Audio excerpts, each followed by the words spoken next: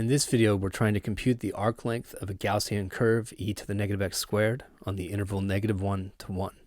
When we set up the integral, it turns out to have no analytical solution, so we're asked to use a computer algebra system to compute a numerical approximation and round our answer to the thousandths place. So here's the little snippet of e to the negative x squared that we're trying to get arc length on, and I can tell by symmetry immediately that I could just do half the integral and double the result. Now, given that we're using a computer at the end, it doesn't really save us that much time, but it's kind of a good habit to get into because sometimes it does. And I've already labeled a little arc length element, ds. And we recall that ds is found by taking the square root of 1 plus the derivative of the function that we're looking at, squared, times dx.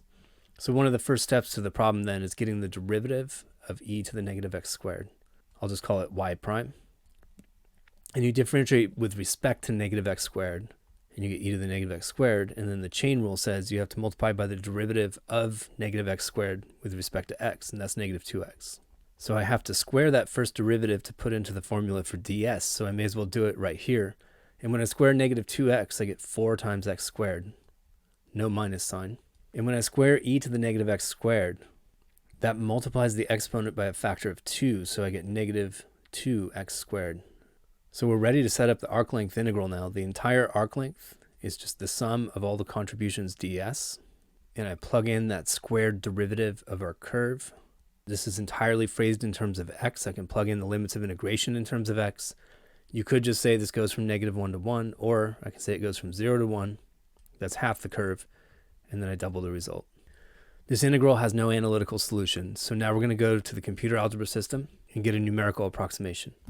So here we are in Maxima, and I've written 2 times integrate, and that's Maxima's command for computing a symbolic integral.